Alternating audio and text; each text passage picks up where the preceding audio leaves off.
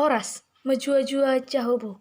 Pertama-tama saya ucapkan puji dan syukur kepada Tuhan Yang Maha Esa, karena berkat dan kasih penyertaan-Nya saya masih diberikan nafas kehidupan, bisa berdiri tegak di sini pada saat ini karena kemurahan Tuhan. Di sini saya mau mengucapkan terima kasih kepada Bapak dosen Ramli Harahap yang telah memberikan saya waktu dan tempat untuk menjelaskan laporan bacaan saya, yaitu yang berjudul Sastra Apokaliptis, yang mana kita lihat latar belakang penulisan sastra apokaliptis setelah kemerosotan peran kenabian Israel dan di situasi politik dari bangsa Yahudi pada periode Helenistis, muncullah apokaliptis Yahudi yang kemudian gerakan yang dikaitkan dengan kenabian maupun sastra hikmat.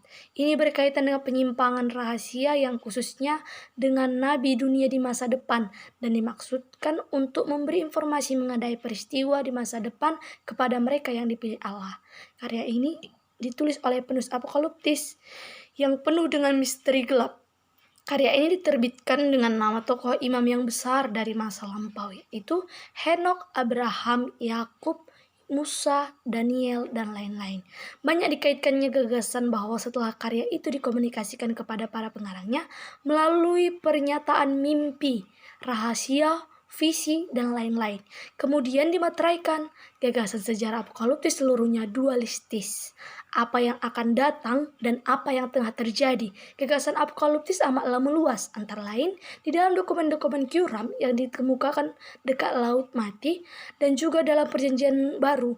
Paulus bukanlah seorang apokaliptis, melainkan cuma pengguna bahan ini untuk menggunakan pesan ekskatologisnya sendiri, yang dimana dapat kita lihat isinya wahyu kepada Yohanes. Karya ini disebut apokaliptis atau wahyu. Struktur keseluruhannya karya ini ditentukan dalam Wahyu 1 ayat 19.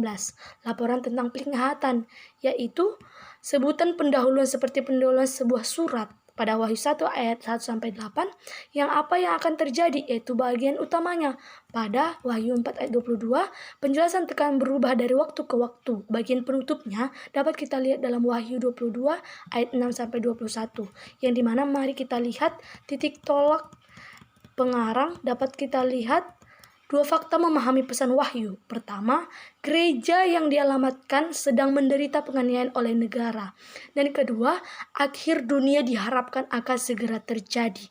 Wahyu adalah sebuah dokumen yang amat bertumpu pada suatu pokok yang ditulis sambil mengingat situasi sekitar yang tak boleh kita coba tafsirkan tanpa acuan kepada konteks atau dengan memindahkan kesamaan dengan parosin yang belum terjadi dan dengan mencoba menyamakan penglihatan si pengarang tentang masa depan dengan peristiwa-peristiwa dalam sejarah dunia yang dari titik tolak kita entah telah terjadi atau masih akan terjadi. Si pengarang menegaskan betapa dekatnya ia berdiri kepada pandangan apokaliptis yang bertujuan adalah mengalihkan mata pembaca dari malapetaka di masa kini kepada masa depan yang gemilang, hingga ia boleh tinggal setia dan memiliki harapan untuk dilepaskan pada penghakiman dan ikut serta dalam keselamatan.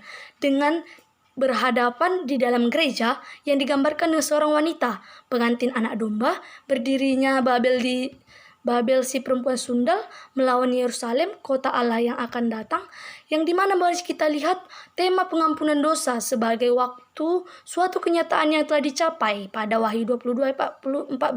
Suatu yang memang muncul ke depan. Menyangkut masa kini adalah unsur penting. Keputusan hal yang penting dalam percobaan masa kini adalah mendengarkan seruan bertahan kepada Allah, yaitu dalam Wahyu 8 ayat 7. Si pengarang Wahyu mendasarkan harapan kepada masa depan. Disitulah gereja akan hidup dan beracuan di dalam pengwahyuan, yang dimana Kristus yang muncul dalam kemuliaan dan sebagai anak domba yang disembelih menganugerahkan pengampunan dosa di kayu salib, yang dimana kepengarangan atau waktu tempat penyusunannya boleh kita lihat pengarangnya memperkenalkan diri dengan nama Yohanes pada Wahyu 1 ayat 1-4 dan menggambarkan dirinya sebagai saudara sekutu dan kesusahan dalam kerajaan dan dalam ketentuan menaati Yesus pada Wahyu 1 ayat 9. Pada tradisi abad kedua gereja menidentifikasikan Yohanes dengan Yohanes anak Zebedius. Pengarang menempatkan penglihatannya dan panggilannya di Pulau Patmos, sebuah pulau kecil di lepas pantai barat Asia Kecil pada Wahyu 1 ayat 9. Kemungkinan ia juga menuliskan karyanya di sana. Waktu penulisan karya ini belum dapat diketahui karena ada sejumlah petunjuk yang dapat ditafsirkan mengacu kepada beraneka peristiwa historis. Pengarang jelas menoleh ke belakang kepada penganiayaan yang telah terjadi dan masih terjadi dengan lebih dahsyat, dan tampak cukup masuk akal bila disimpulkan bahwa karya ini ditulis pada saat semakin parahnya keadaan orang Kristen. Terima kasih.